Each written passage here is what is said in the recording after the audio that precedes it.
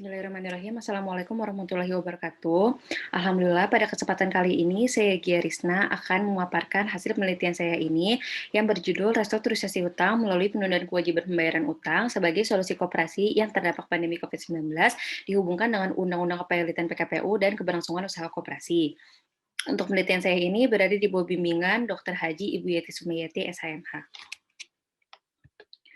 Latar belakang pada penelitian ini diawali dengan adanya pandemi COVID-19 yang telah ada di Indonesia sejak akhir tahun 2019 yang menyebabkan adanya PSBB untuk meminimalisir mobilitas manusia sehingga terhambatnya perekonomian di Indonesia dan terjadinya gagal bayar di beberapa platform usaha, salah satunya itu koperasi. Maka dari itu dilakukannya restrukturisasi utang atas gagal bayar tersebut untuk mengurangi beban perusahaan sebagai debitur untuk melunasi utangnya. Untuk restrukturisasi utang ini dapat dilakukan di dalam maupun di luar pengadilan. Untuk di luar pengadilan dapat dilakukan dengan merger, konsolidasi, akuisisi, ataupun berdasarkan stimulus ekonomi yang telah diberikan oleh pemerintah. Sedangkan di dalam pengadilan ini dapat dilakukan dengan PKPU. Untuk koperasi itu sendiri, pemerintah telah mengeluarkan Peraturan Menteri Keuangan Republik Indonesia Nomor 85 garis miring PMK titik 05 garis miring 2020 yang mengenai stimulus ekonomi untuk koperasi dan UMKM yang terkena dampak pandemi COVID-19. Akan tetapi banyak koperasi yang tidak termasuk dalam kriteria yang mendapatkan stimulus ekonomi berdasarkan peraturan tersebut oleh pemerintah sehingga lebih memilih untuk mengajukan PKPU. Untuk koperasi yang saya teliti dalam penelitian ini adalah Koperasi Simpan Pinjam Sejahtera Bersama dan KSW Indosuria Cipta. Untuk identifikasi masalah dalam penelitian ini, yang pertama, bagaimana peraturan perundang-undangan mengatur mengenai restrukturisasi utang melalui PKPU sebagai sarana penyelesaian utang piutang antara koperasi dengan kreditornya, dan yang kedua, bagaimana restrukturisasi utang Koperasi Simpan Pinjam Indosuria Cipta dan Sejahtera Bersama yang terdampak pandemi COVID-19 melalui PKPU dalam menjamin keberlangsungan usaha koperasi.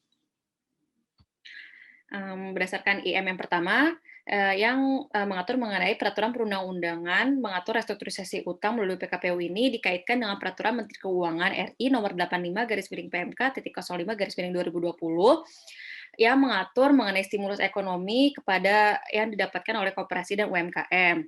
Akan tetapi berdasarkan kriterianya yang telah diatur di dalam pasal 8 ayat 1, 2, dan 3, banyak dari koperasi yang tidak memenuhi kriteria tersebut termasuk dengan koperasi yang saya kaji ini, sehingga dia lebih memilih untuk restrukturisasi utang dengan PKPU yang diatur di dalam Undang-Undang Nomor 37 Tahun 2004 di dalam bab ketiga, yaitu mengenai penundaan kewajiban pembayaran utang terdapat dalam pasal 222 sampai dengan pasal 294 Undang-Undang Kepelitian dan PKPU.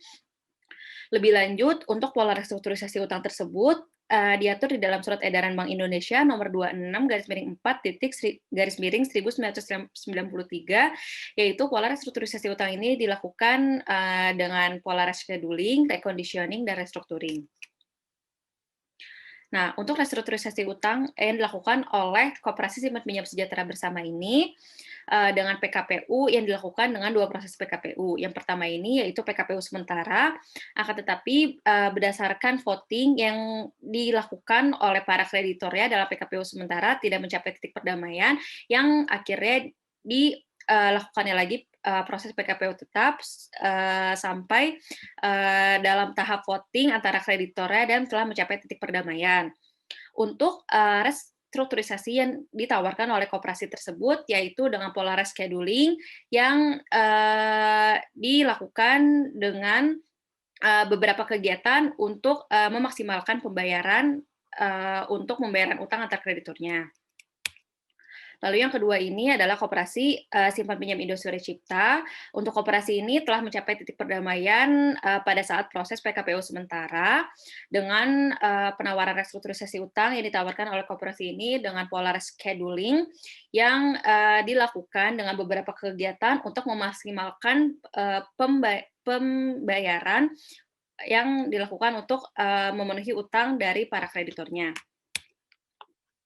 Maka dari itu dapat diberi kesimpulan bahwa pengaturan PKPU ini dikaitkan dengan Peraturan Menteri Keuangan RI Nomor 85 garis miring PMK titik 05 garis miring 2020 yang menjelaskan mengenai kriteria debitur yang mendapatkan subsidi bunga atau subsidi margin. Lalu karena beberapa koperasi tidak masuk dalam kriteria peraturan Menteri Keuangan tersebut, maka dari itu diajukannya PKPU yang diatur dalam Undang-Undang Kepemilikan PKPU pada bagian ketiga, yaitu penundaan kewajiban pembayaran utang. Lalu lebih lanjut mengenai pola restrukturisasi utang ini diatur di dalam surat edaran. Lalu koperasi yang saya kaji ini, dia keduanya berhasil untuk mencapai titik perdamaian dengan dilakukannya pola rescheduling yang dikombinasi dengan beberapa kegiatan agar maksimalnya pembiayaan, dan atas rencana tersebut pembiayaan dapat menghasilkan perdamaian antara kedua belah pihak sehingga adanya proses restrukturisasi pada PKPU. Dan dapat disimpulkan bahwa PKPU ini merupakan sarana yang strategis dalam merancang restrukturisasi. Untuk saran yang saya dapat berikan yaitu untuk pengurus, pengurus harus lebih berhati-hati dalam pengurusan harta debitor selama proses PKPU dan menjalin komunikasi yang baik dengan debitornya dan menjaga amanat dalam Undang-Undang Kepemilikan dan PKPU. Dan untuk koperasi harus lebih teliti dan berhati-hati dalam pengurusan harta yang disimpan oleh para nasabahnya. Sekian yang dapat saya paparkan. Terima kasih atas perhatiannya. Wassalamualaikum warahmatullahi wabarakatuh.